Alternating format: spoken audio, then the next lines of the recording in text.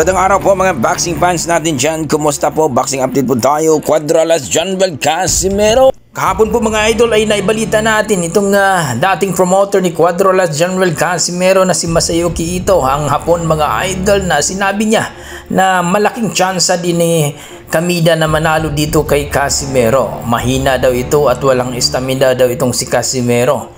No, magaling lang daw ito sa unang round, 2 round, pero pagka launa na daw ay wala na daw itong stamina. So dito nga sinabi niya na may chance itong si Kamida na manalo kay Casimero sapagkat talagang malupit daw itong si Kamida pagdating daw sa stamina. No? Titirahin daw ni Kamida dapat ang budiga ni Casimero para talagang titiklop na daw nito. Pero dito mga idol, pinakita ni Cuadralas Casimero, alam naman natin na hindi basta-basta ang ating former 3 Division World Champion. Ika nga nila, pag sinabi ni Casimero na 1 round lang, mangyayari talaga mga idol. Kaya hamon ng ating mga boxing fans, no? Ayon kay Casimero, hindi aabot daw ng 1 round itong si Kamida, no? 30 seconds lang daw. Pero dito mga idol, ang tanong kasi dito kung aabot ba ito ng 5 rounds, 6 rounds hanggang 10 rounds. Alam naman natin na si Casimero ay talagang malupit yan. Pag sinabing 1 round lang, tapos na ang usapan yan. 1 round lang. Well mga idol, ayon sa ating mga boxing fans, hindi basta-basta si Casimero. Kaya baliktad dito mga idol dahil nakita daw ang sparring ni Kamida nang natamaan ito sa body shot mga idol ng kanyang kalaban na ka-sparring. Tumiklop ito mga idol at hininto na sinabing na natamaan daw siya, no? Sa baba mga idol, hindi daw sa kanyang tagiliran. Kaya in-stop muna ang kanyang sparring mga idol.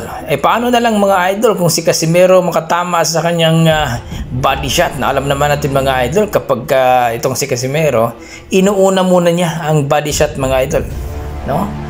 Susunod niya ang kanyang lip hook mga idol, kumbaga.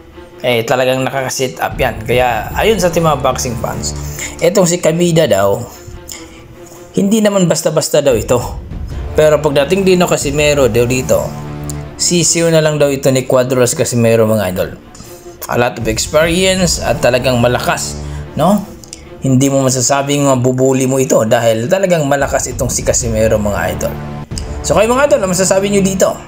Kakayanin kaya ni Kamida ang lakas ni Casimero mga idol?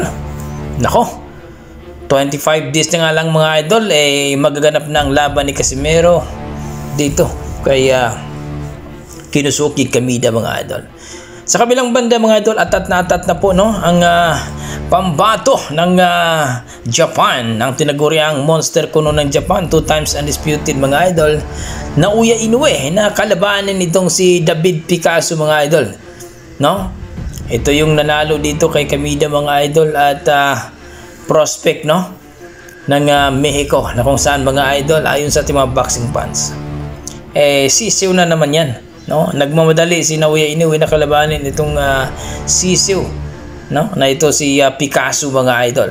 Pagkat sinabi natin mga idol na walang chance na manalo itong si Picasso mga idol, kung baga hindi pa na ito napalaban ng world title fight mga idol at easy fight na lang daw ito, easy win ni Naoya Inoue. Dapat daw nakakalabanin, no, ang malalakas, hindi yung wala pang tahal mga idol. So sino bang malakas dyan, no, sa 122 pounds mga idol? Kalabanin niya si Casimero mga idol, either sa featherweight or dito sa 122 pounds mga idol. So kayo mga idol, ano sasabi nyo dito? Dapat bang maglaban talaga si Naoya Inoue at Casimero para malaman kung sino nga ba talaga ang malupet sa kanilang dalawa?